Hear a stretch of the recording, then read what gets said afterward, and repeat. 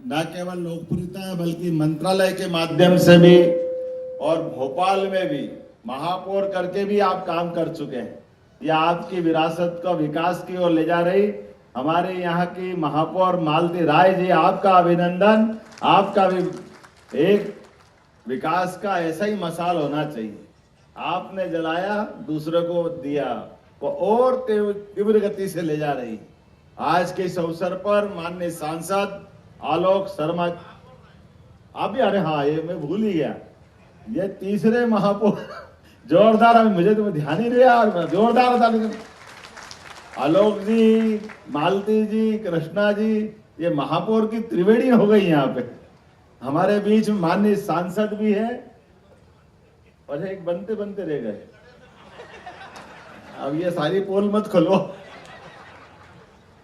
हमारे बीच में माननीय विधायक, जिनके अपने कार्यकाल में अलग अलग प्रकार से नाम ही इतना अच्छा है।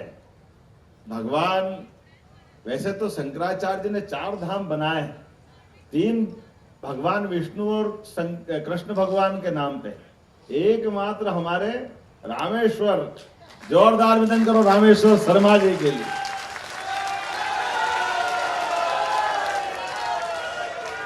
मैं आपके माध्यम से शंकराचार्य जी की वो अद्भुत सोच की तरफ देखता हूं। शंकराचार्य जी की तरफ ध्यान जाता है तो हमको लगता है कि शंकराचार्य जी शैव संप्रदाय के लिए उनने अपना पूरा जीवन और उद्भटता, उनकी विद्वत्ता उस दिशा में लगाई।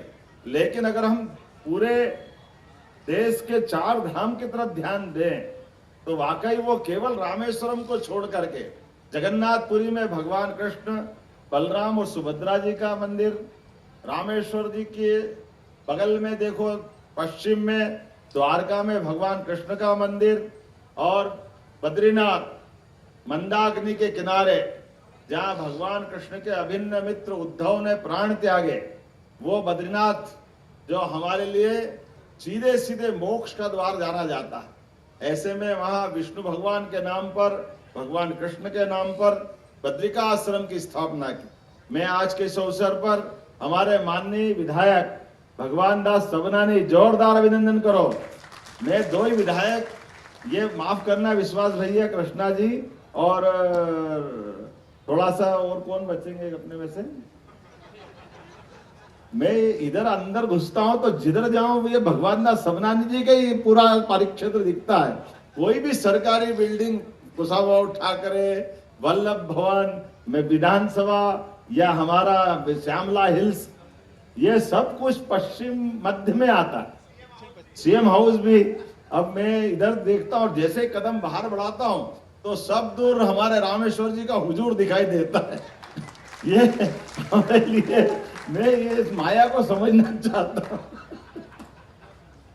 अपने लिए आज के इस अवसर पर मैं अपने मंच पर विराजमान माननीय सभापति सूर्यवंशी जी, जोरदार किशन भाई सूर्यवंशी, जब भी देखो मिलते रहो, हंसते रहते हैं, मस्ती से अपना काम करते रहते हैं, ऐसे मिलनसार। और पास में हमारे वरिष्ठ नेता, परिषद के समय से मेरे साथी जिला अध्यक्ष रविंद्र यति जी, आपका भी अभिनंदन, आपका भी स्वागत। एक और अध्यक्ष यहाँ बैठे हैं, हमारे ग्रामीण अध्यक्ष, जिनके साथ कल हमने अपनी तिरंगा यात्रा निकाली, तीरथ दास जी मीणा, आपका भी अभिनंदन, आपका स्वागत।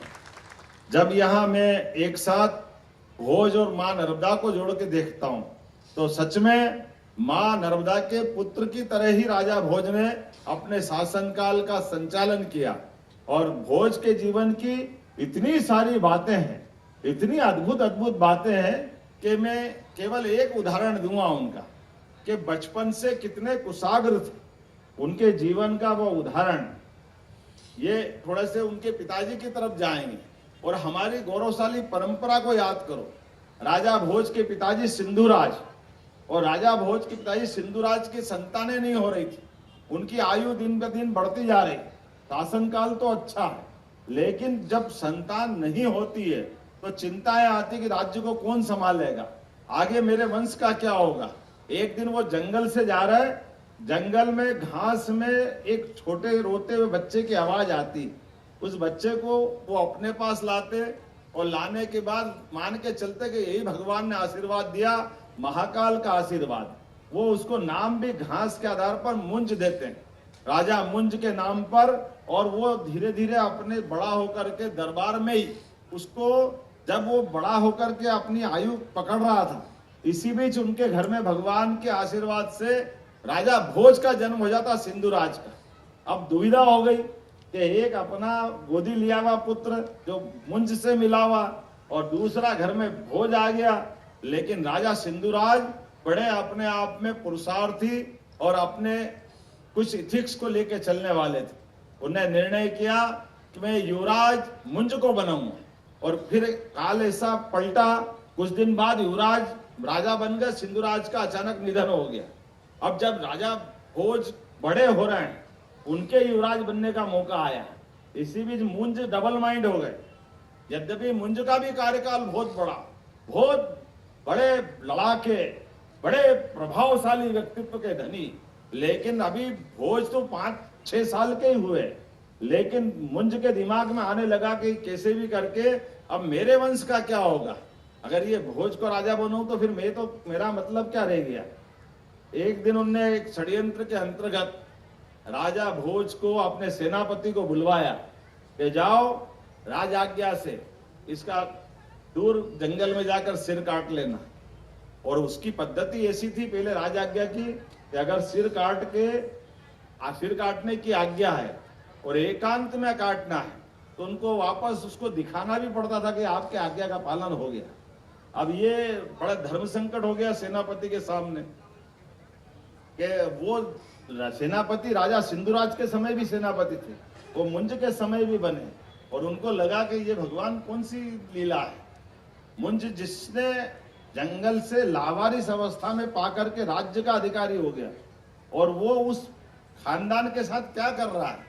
अब वो डबल माइंड हुए, उनने कोई बात नहीं आज्ञा लेके चल दिए। चले तो शमशान घाट की तरफ पहुंचे, और पहुंचने के बाद उनका मन नहीं माना तो उनने वो छोटे बच्चे को, जिसको उनको मारने के लिए भोज को भेजा था, उस भोज को वो रहस्य बताते हुए कहा कि बेटा मेरे हाथ में एक पाप दिया है, मैं पाप करना नहीं चाहता हूं।